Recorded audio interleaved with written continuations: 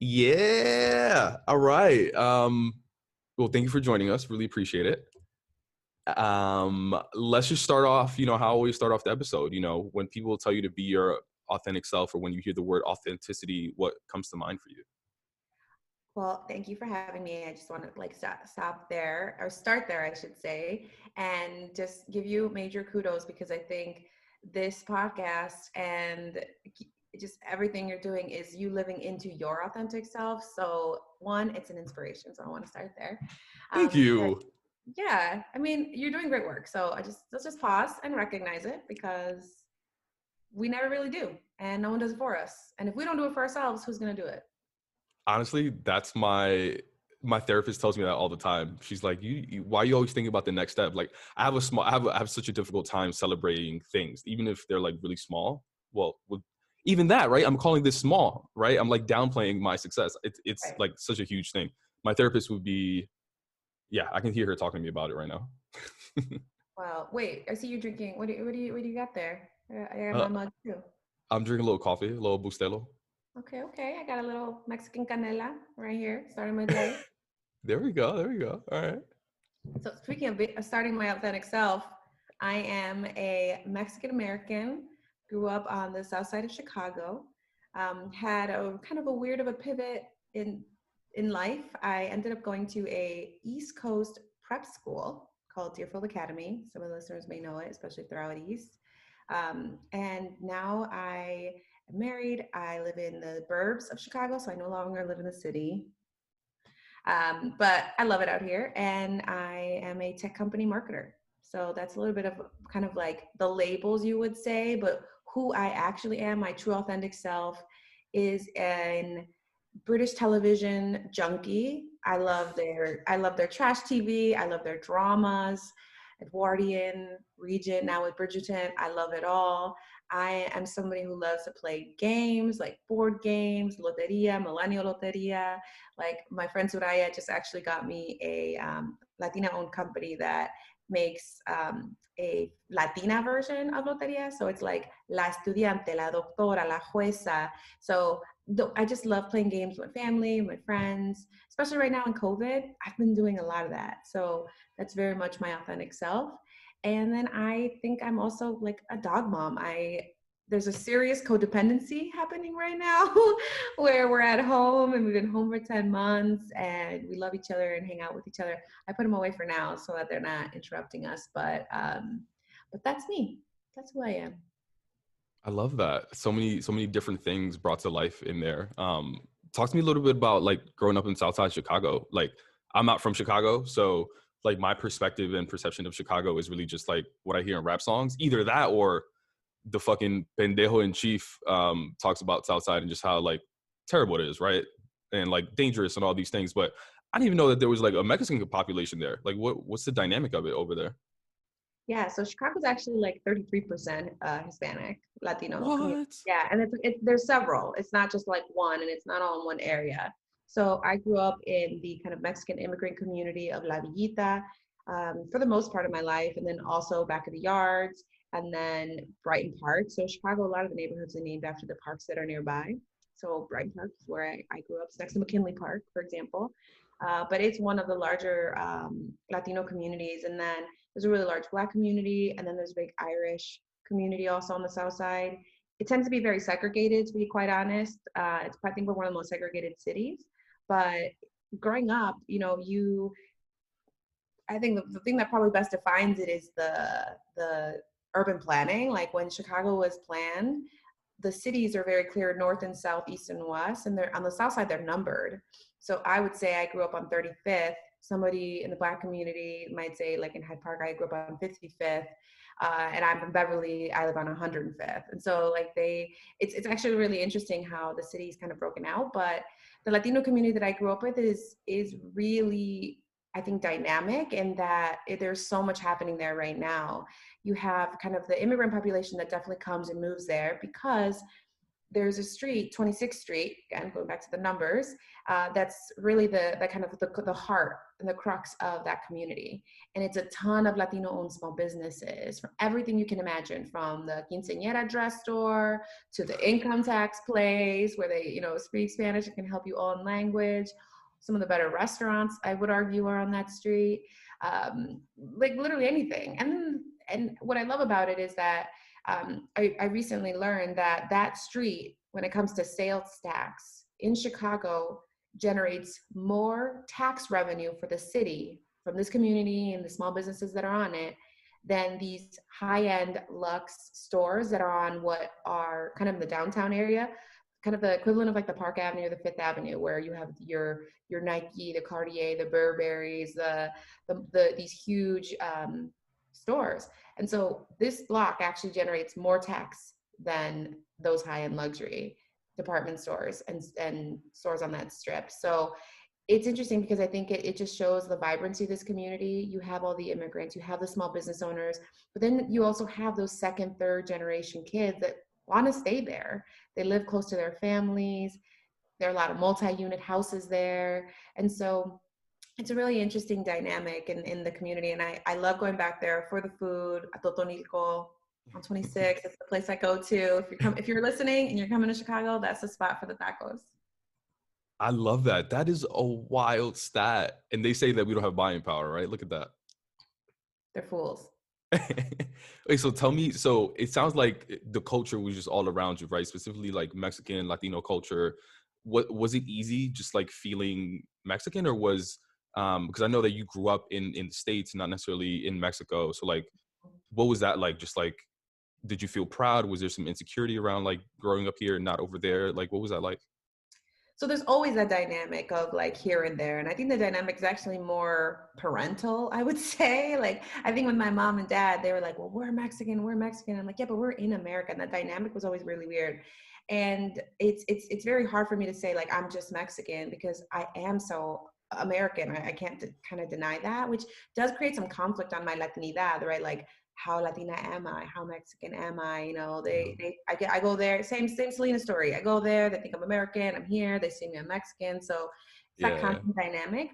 But growing up in La Villita, I went to Saucedo Scholastic Academy, and everyone was Mexican or Latino or minority. So it was actually very diverse, where I was not a minority. And you kind of grow up with this community and it feels very normal. And I think Glenn Singleton talks about losing your racial innocence. And for me, that happened, like I said, when I went to that East Coast boarding school, and I was one of like 5 Latinos at the school of 600.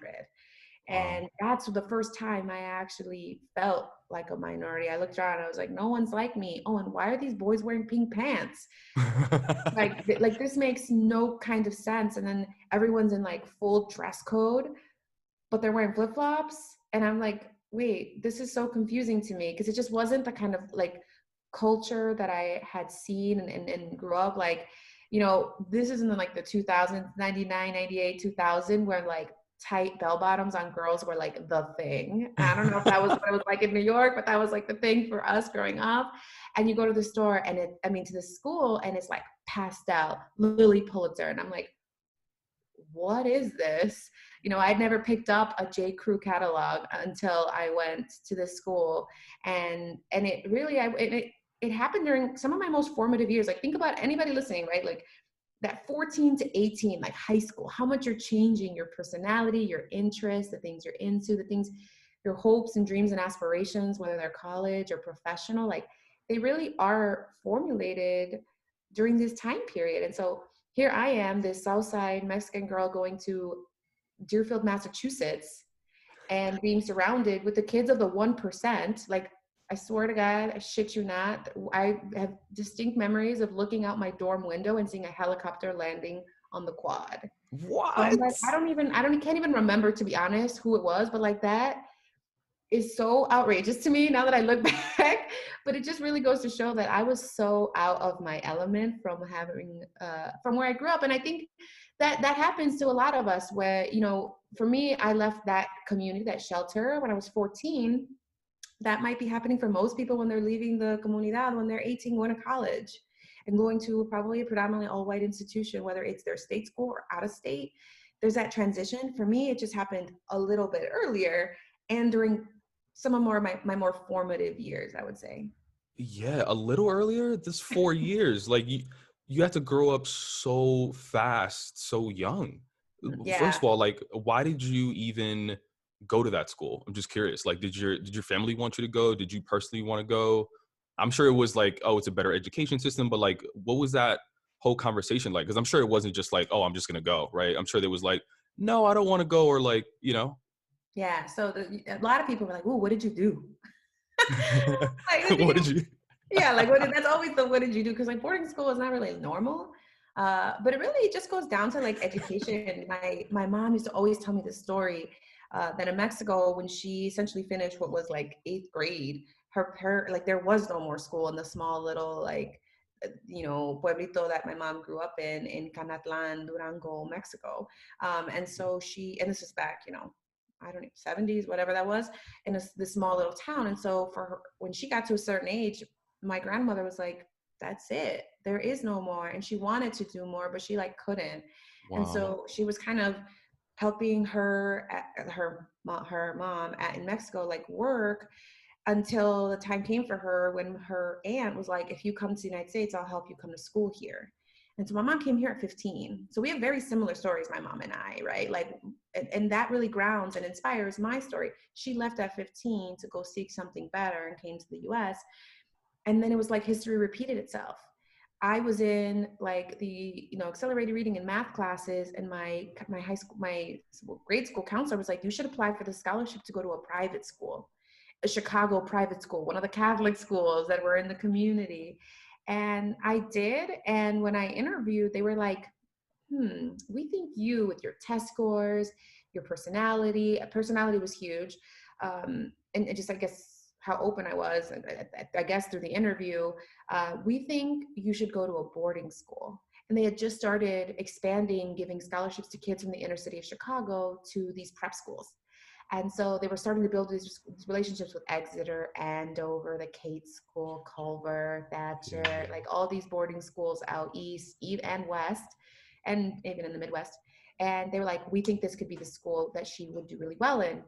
And at first, swear to God, when my mom started bringing this up to my tias, they like no me bajaban de puta. They were like, she's gonna get pregnant, she's gonna live at a school with boys. Oh no. And they were putting all these ideas in my mom's head on why they shouldn't let a 14-year-old girl go to a school in another state where she was unsupervised by her parents.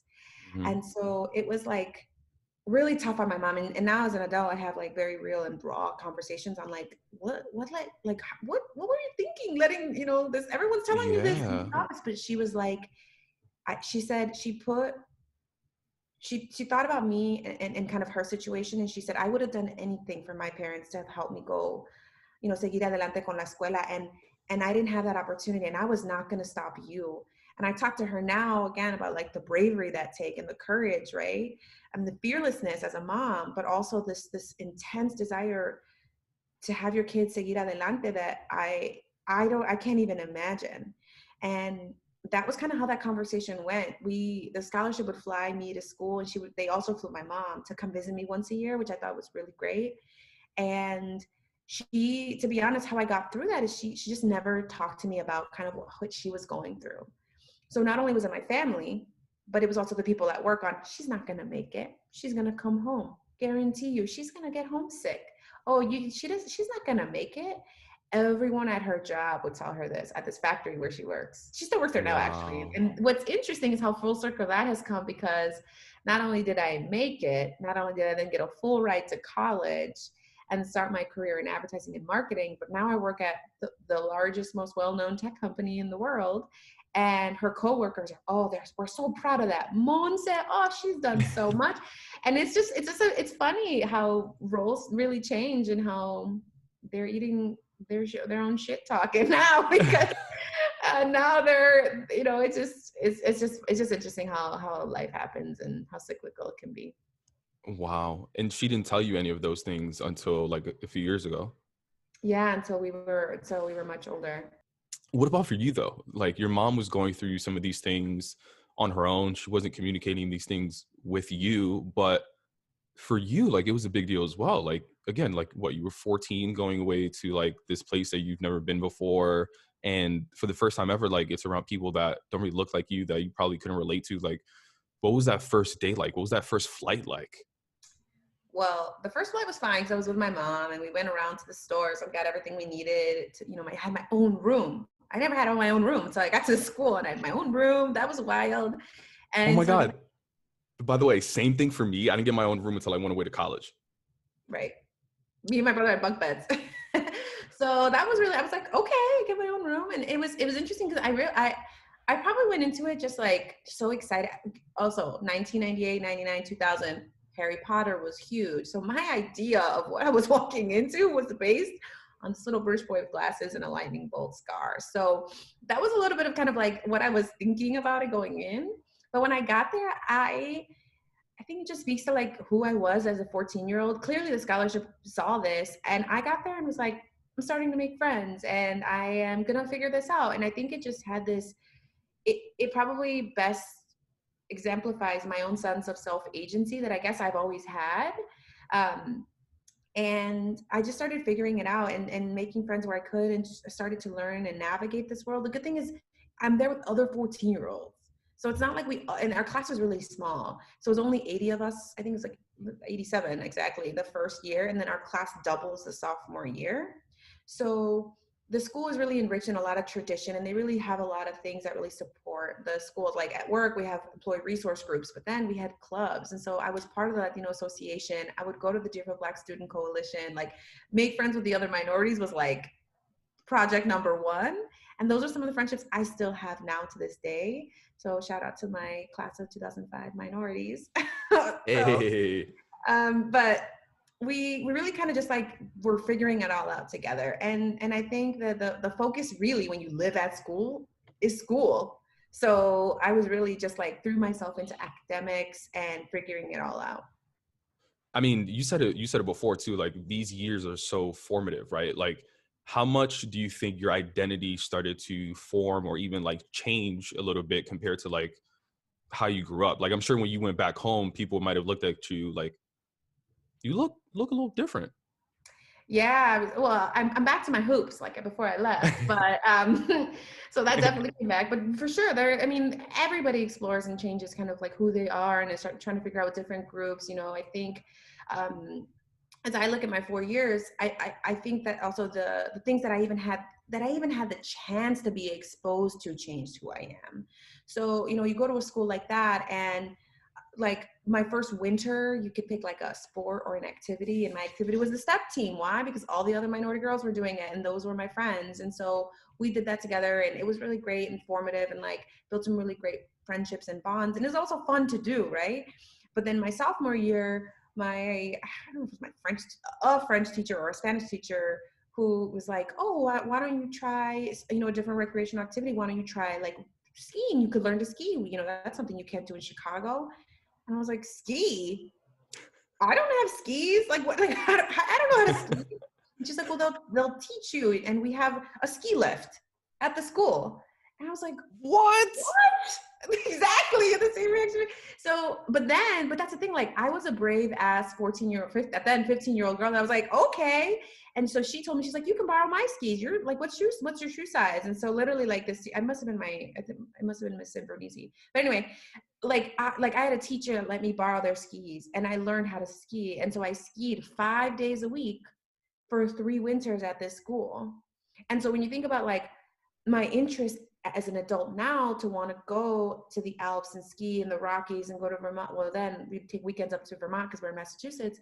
Like, I'm now interested in skiing as a winter activity because I even had the chance to be exposed to that. And that's something I would never have had. That's just like one example. But I think even the desire, and I would argue is competition to go to the best school. I always wanted to go to a better school. That's why I applied to the scholarship at 14. But when I got to this school, it was a whole other level. Like half of my class went to an Ivy League school when I graduated. Like there was probably out of a class of 150, probably 70 went to an Ivy League, if not a top tier school, because it's just kind of the expectation. These are feeder schools, right? And so when you're surrounded around this, one, I swear to God, no one ever cheated at this school. It wasn't let me copy your homework. Oh, I didn't do it. Or, because you're competing against that person who wants that spot at Harvard, at Yale, at Penn. And so there was a sense of like, you got to do it on your own. And there was a sense of like, you got to be the best. And I think that as I think about me entering even a tech company, like how am I able to survive at a company like this that moves as quickly, that has such brilliant people, is because I was like, it was ingrained in me over 4 years to be the best, to make a plan, to have an action and do it on your own and collaborate when you need to. Of course, it wasn't like I was always on my own, but like that kind of behavior is definitely cemented during those 4 years. And that affects who I am and how I show up for sure. Yeah. No, 100%. I mean, it is a privilege to be in some of those spaces because it does open your eyes to things that you would have never even tried. I mean, this is really random and it's probably funny to some people, but like the first time I've ever had sushi was at a client dinner.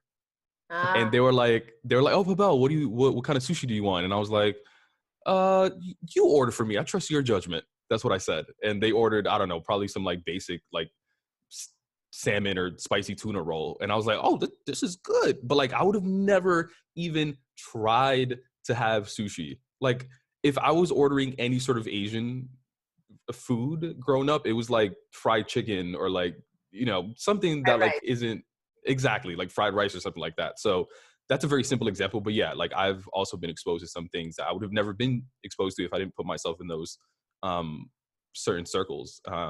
What about in What college about for you though? go Like, for it. was there anything in college that you feel like was like something that you would never have been exposed to, and also that was different though than everyone at home?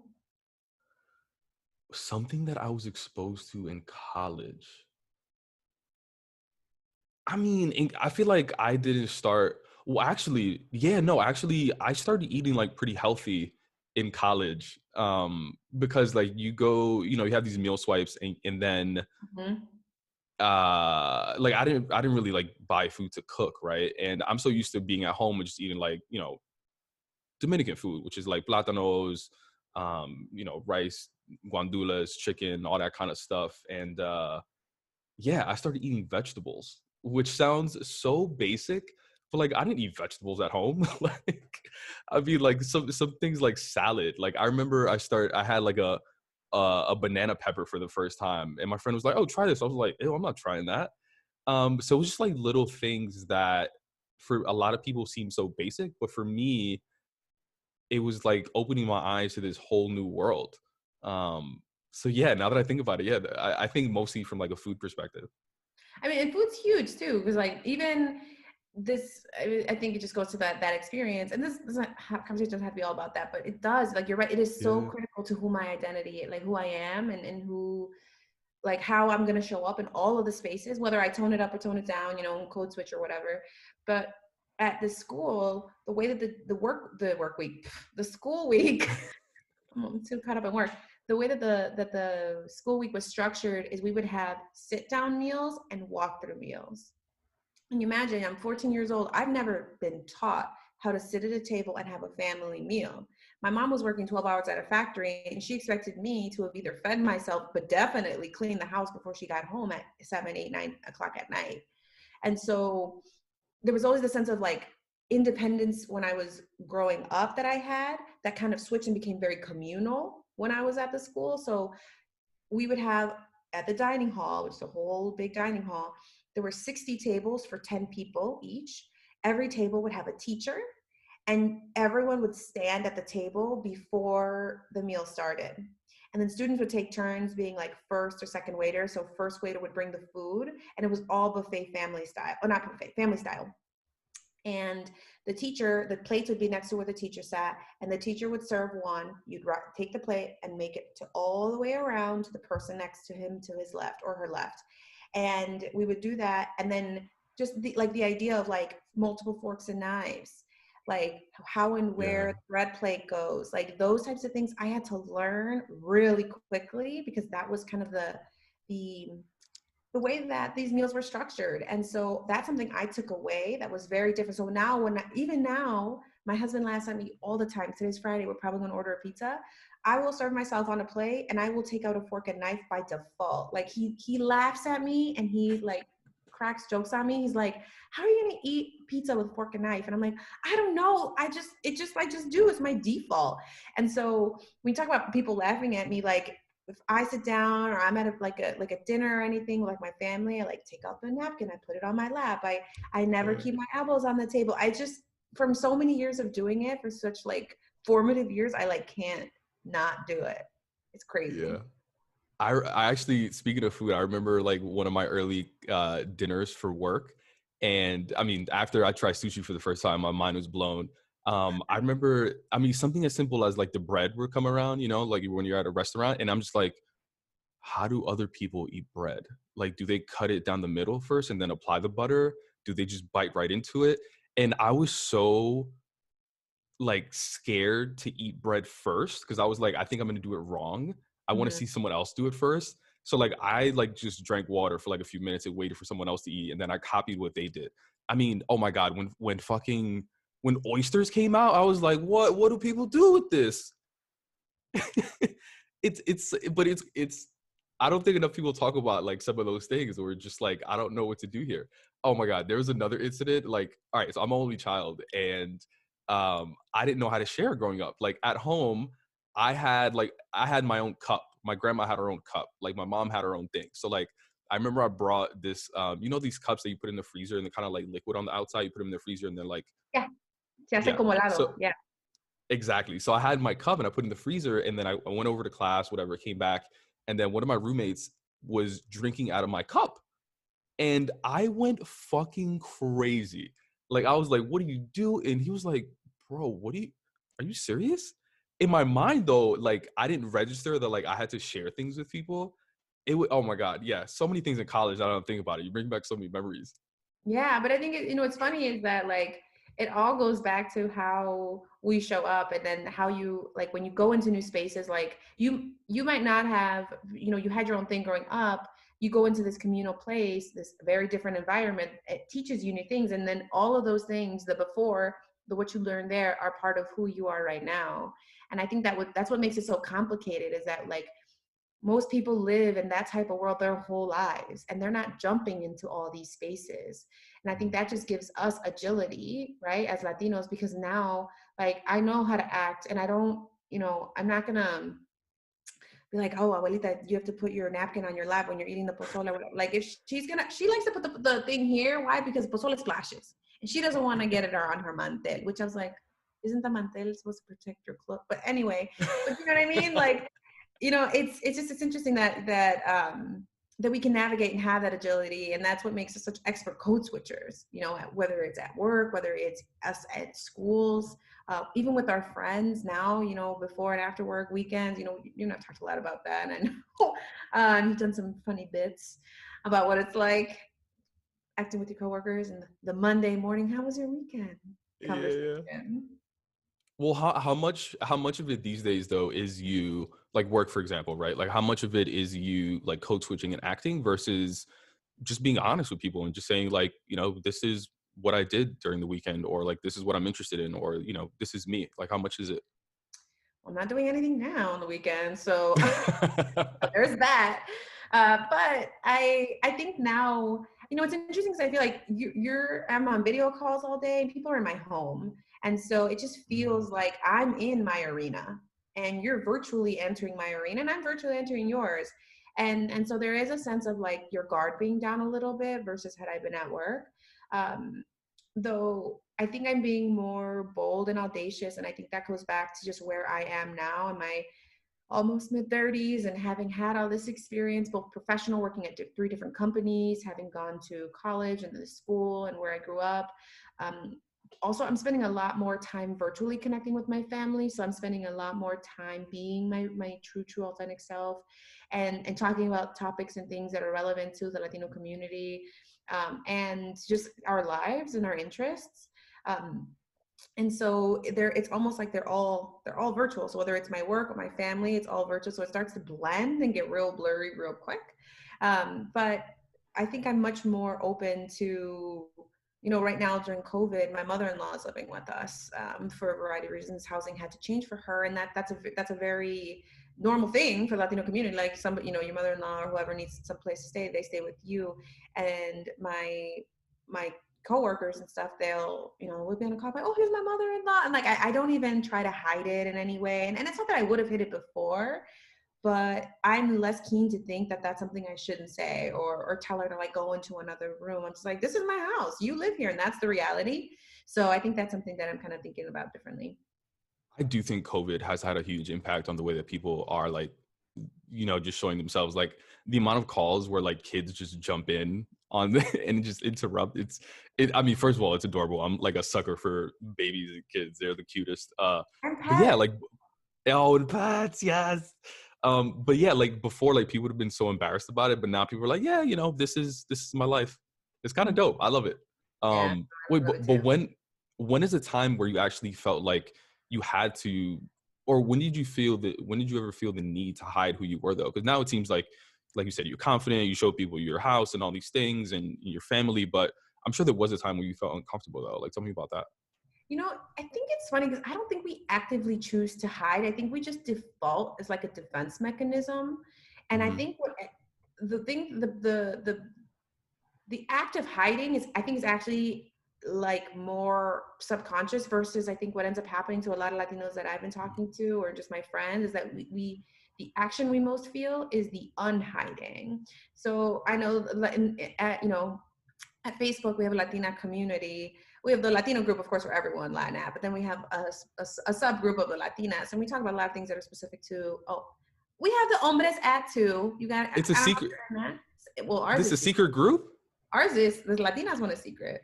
But there's an Well, not hombres one. There's hombres at. it's not a secret anymore. Well, I just put it out there. Well, they're secret, not like it's moderated. But Yeah.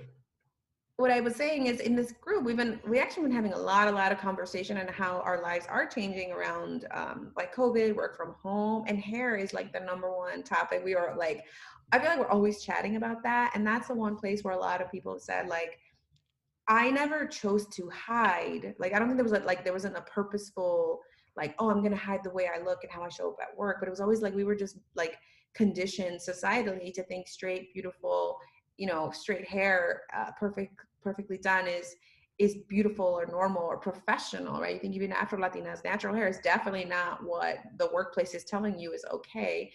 And so now I'm starting to have so many more conversations with other Latinas and inclusive of Afro Latinas at work about like, no, we're not gonna do that to our hair anymore. We're actually gonna embrace it. We're gonna lean into it. We're going to show up this way because this is who we are and it's part of our authentic self. And we've had, I mean, literally, like I think we were on I don't know if it was the holiday Zoom call we had where we all just like chit chat and catch up. But someone's like, we need to have like the Latinas at Curly Hair Convention call because we need to talk about like what products are we using, what works, what doesn't work. And I love the conversation because I think it helps address one, colorism, because we have textured hair and textured hair is a spectrum, right? And with Latinas, there's a big spectrum on what our skin is, but also what our hair can be. And I think that the more we have conversations, I think we address it, but also we learn and create greater unity, right? Because I'm learning a lot about how Afro Latinas are actually made, what products they're using, and they're helping me. And then we're having those like conversations around like, why have we not ever like had, why hasn't there been a Latina hair community where we could have all been sharing this to begin with? It's because we've been suppressing and ignoring and not talking about the colorism that actually exists in the community. But now that we've kind of just been like addressed it, we're actually finding unity in sharing. So I found that really awesome. But at work, I think the hair piece is really critical. The amount of comments though I get now, like, oh my God, your hair is so big, or I didn't know your hair was straight. I mean, that your hair was curly. I'm like, it is. And here it is. I didn't it's funny, like it wasn't until quarantine when I started growing my hair out. Well, not purposely, but just like I couldn't get a haircut where my hair started to grow out curly. And I was like, I have curly hair? I was like, Mom, do you have curly hair? Because I've never, ever, ever seen my mom with her natural hair. Like every morning, she blow dries it, she straightens it with the rolos. She doesn't even go to work now. Like she's retired. She still does it. But Wow. it's to the point where her hair isn't curly anymore. But I was like, Mom, did you have this? And she's like, yeah. But like for so long, I think she's just been, again, conditioned to believe that like that's how you have to show up to work. Yeah. So I think that's what I'm saying. Like, it's not like she's been hiding the fact that she has curly hair. It's just, she was just conditioned. And so I think that awakening, or that action, that change happens when you say, I'm not going to do that anymore. I'm actually going to lean into it, learn how to work with it. And for me, it's created a community of friends where, like, that's what we talk about. And that's kind of like how we're helping each other better understand not to use sulfates. Yeah. I mean, there's so many dope brands that are like highlighting some of that as well. Yeah, I love it. What is that like the main thing that really like inspired you to start being more of yourself? Is it like the pockets of community that you found in certain spaces, or like, what is the thing that just like got you to flip the switch? But well, not necessarily flip the switch, because you weren't doing necessarily this like consciously, right? Some of it was just like unconsciously, but there must have been a moment where you were just like, I want to be more of myself, and I want to lean into like more of my roots and back to who I was. Like, was there a moment, or was it just like this buildup? Yeah, I think there are kind of a lot of moments throughout my life. So, I told you I grew up in a Latino community on South Side Chicago. I went to this East Coast boarding school. But then for college, I kind of came back to the Midwest and went to Marquette, which was kind of an in-between because it was Midwest. So it wasn't like East Coast anymore, but it was still a predominantly white institution. So one of the things that happened was I actually joined a historically Latina, but really a multicultural sorority, Sigma Lambda Gamma, when I was there, and I cultivated a really strong friendships with actually a very diverse group of women, and that really kind of carried me for the for my college experience, and it was kind of that first retro acculturation of going back to my roots. Like, even in the dorm, my one of my friends ended up on Dia de los Reyes Magos. We were back at school already, and she came over and she put my shoes out. She took the shoes from my room, put them outside my door, and brought an orange and like a gift for Dia de los Reyes Magos. And it was one of those things where I was like, this is not happening across college campuses, I guarantee it, right? And so it was one of those things that was like, I'm glad I had these two experiences, and I started really understanding how I could balance these two at any given time. And so that was like one really critical thing. And then when I started going through into my career, the resource groups that these companies create, and starting getting really close to them, was always something I did. We had Ola at Starcom when I was there, and then when I was at Pandora, it was Mixtape, and here at Facebook we have LANAT, and always just staying involved. I think those communities really do help me understand that, like, you can balance both, because it's bringing together all the Latino community in that new predominantly white work environment. So I think that's always something that's been really helpful, and probably why I've taken the sense of responsibility to serve and connect others. So, now I'm the global lead for LatinAt at Facebook, and I do it not because I want like this schmancy title, or I want extra, 10 hours of work a week, but because I think I feel the sense of responsibility to create connections, to inspire others, but also to help everyone salir adelante, like whether it's in your career as a person. Like, I fundamentally believe that if in your employment, like, you could have a transformative professional experience through these resource groups, because you have people who are like you, who understand you, who maybe are facing similar challenges, but also who probably grew up with the same behaviors or habits that are probably the thing that are either holding you back or preventing you from moving forward. And then we also have examples of the people who did it.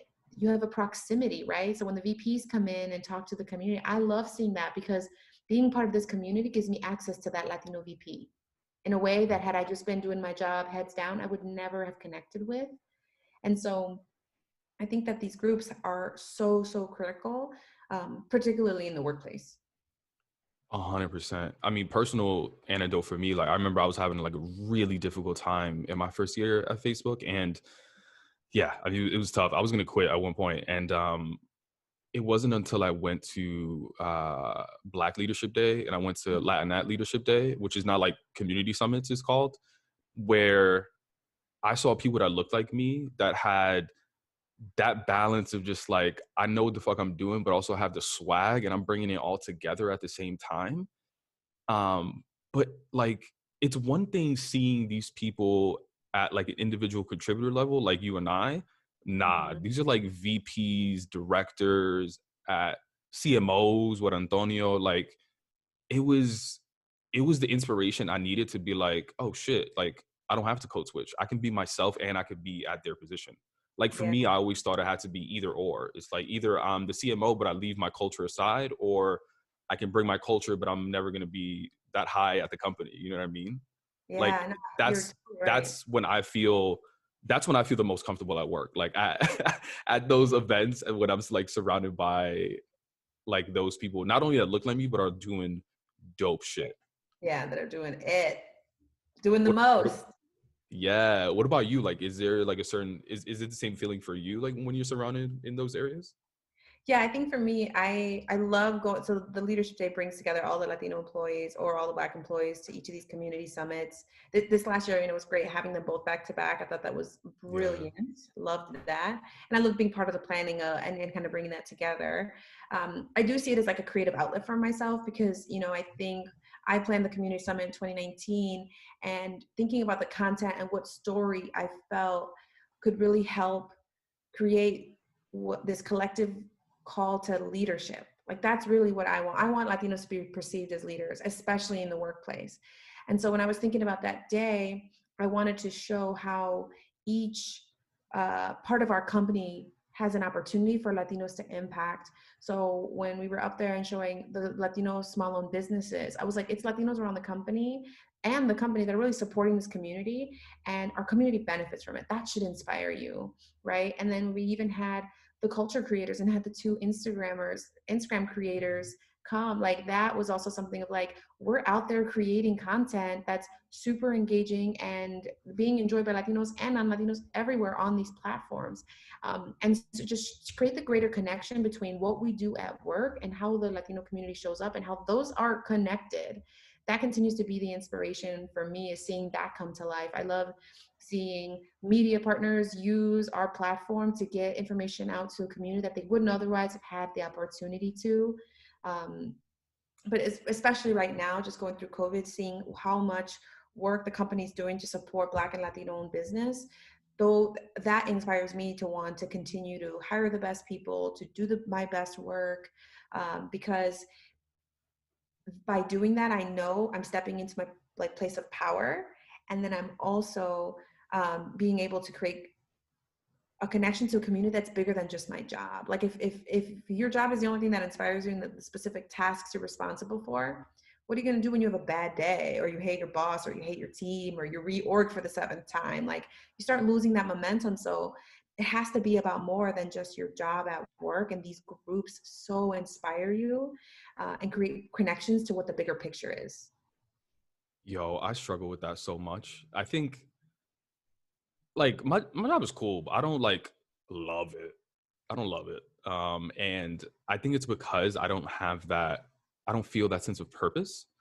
And I haven't found that sense of purpose that like ties what I'm passionate about outside of work and also being able to bridge that inside of work as well. Um, like when did you find that? And like what helped you find that? I pause, but purposely let you finish so I cough. Give me a second. Yeah. No, because Okay. I mean in so many ways you're building representation that like in through your eyes you don't necessarily see all the time, right? Yeah, I think so. I just recently moved roles. I was in a very B2B marketing role and I moved into a recruiting marketing role inside the recruiting org. First of all, I didn't even know the recruiting team had like a marketing team, but it's called our employer brand team. And they're there, they run all of our careers websites and channels, and they're there to really help the recruiting org supercharge finding candidates to fill the tens of thousands of jobs we have to fill every year because we're growing so much. So we're a big enough company that we need a team to kind of come and help us. And when the role that I'm in now came up, it was almost like the perfect combination of all of my professional purpose coming together. So one, being a classically trained marketer, marketing is my skill set. It is where I'm going to grow and develop my own career. to this role that I'm in is specifically around diversity recruiting. And so it is really centered around helping hire underrepresented people globally in every region, whatever that might be, and helping those teams accelerate that hiring. And it really was also an opportunity to think about how my work as a LATNAT lead created greater connections to the resource groups and recruiting, because they want to be able to support that and they just don't know how. So then I could become this great liaison. And so in this role, I came into it thinking that if I could help create a diversity driven employer brand, we default to being the place where underrepresented people want to work. So you think about a brand like Patagonia, which everyone at our company wears, big tech brand, I feel like everyone wears, but also like hikers and things. But if you think about that brand, you think sustainability. You think about their competitor North Face, you think performance. That's the brand reputation those brands have built. I want people to hear like Facebook and think diversity. And so that really was the purpose that I came into this brand, particularly when they're thinking about it from like an employment perspective. I think there's a consumer side and there's a business side, because our Facebook is so complex and just huge. And so when I thought about it from the employer side, my hope was that when people would think of that name, that's what they would think, because that's the message that we're putting out. And so in my work, I work really horizontally with every region across different teams to create a diversity driven brand, because my ultimate professional purpose that is outside of anywhere I work, because I could work not at Facebook tomorrow, is to normalize multiculturalism in employment in tech, and really just normalize multiculturalism. And that's always been the thing that drove me. You know, when I was on the agency side, I was trying to normalize multiculturalism in CPG products, because that's the account that I was on. I was in a huge CPG account. When I then moved to Pandora, I was helping normalize multiculturalism through the marketing that the brands were doing on the platform, specifically around music. And then here, when I came to Facebook and started doing B2B, I came here to do multicultural business marketing. So helping brands understand that they could reach diverse consumers on the platform, because that's where they were. And we could do it better, more efficiently and effectively than any other channel, better than TV and radio and print and out of home and all that. Because El Face, Instagram and WhatsApp, this is where all the Latinos are. This is where all of the underrepresented consumers are, right? Across all of our apps. And so that you can see how normalizing multiculturalism was part of every single step of every kind of job that I've had. And that's ultimately what drives me. So when I have like a bad half or, you know, team reorgs and there's ambiguity, I just stay to my North Star. Everything I need to do is in service of normalizing multiculturalism. Because if I put ads out there and I work on campaigns that are for the purposes of employing for Facebook, but they represent the full spectrum of the dimensions of diversity, even if an underrepresented person sees that and doesn't necessarily take the action, think about how many other people are seeing that ad, and it normalizes for them that the Black engineer is a normal thing. Being a Latina head of finance is a normal thing. That having a woman run product is very normal. An Asian woman run product. It normalizes that for not only the people who get to see themselves reflected, but for everyone else. And so I think about the impact that advertising can have, and that for me is it, and that's how it centers me in my career. And I think having confidence that I'm doing everything I can to that goal is what gives me that confidence to push boundaries, to test my leaders, to ask provocative questions, because I'm going to hold them to account. I love that. I think I just found my North Star. Good. I mean, you can do it every day in your role on the account that you're on, no matter what account you're on. If that is your North Star, it's going to get you through that high sev that comes in that blows up your campaign, or that, you know, that, oh, we forgot to add the measurement thing to this A/B test we're running. But it's okay, because we're going to do it again, and we're going to do it in service of that. Did you not feel like these things were normalized when you were coming up, or do you not feel like it's normalized now? No, I mean, I think I think about what I used to watch growing up, and it was shows like Fresh Prince of Bel-Air, right? I would watch like well, this is stuff that I watch, but I would watch a lot of Black families on television, but I never saw Latino families. I mean, you saw the white families, you saw the Black families. I never saw the Latino families.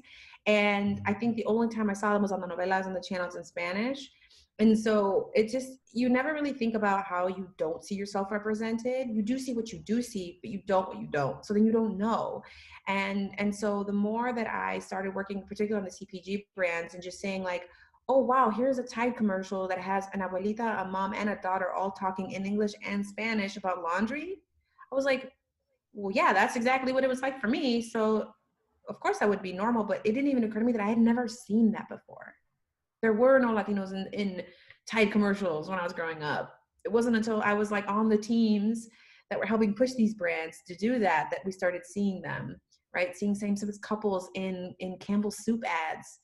You never noticed that you never saw that before, until you start seeing it, and then you're like, yeah, this should be normal. Why isn't this normal? And so I think being able to push brands for that, and that goes out to anyone working in marketing now, like every little bit counts. They don't have to do a full dedicated campaign. Maybe it starts with casting, and then it starts with the targeting and really investing. I do want it to get to the investing in the minority owned specific channels that are dedicated, of course. But you got to start by starting. I love that. And I love that. And we're out of time pretty much. So I'll finish with this last question. Like, what's one thing that continues to inspire and empower you to continue being your most authentic self? Thing that inspires me is just the responsibility to serve, because I think I recognize how much exposure to so many different spaces has led to me being who I am. And so I'm always thinking about how I can expose others to more, because the more they're exposed to, the more they can see possibility. And then I hope ultimately see themselves not only in those spaces, but leading and winning in those spaces.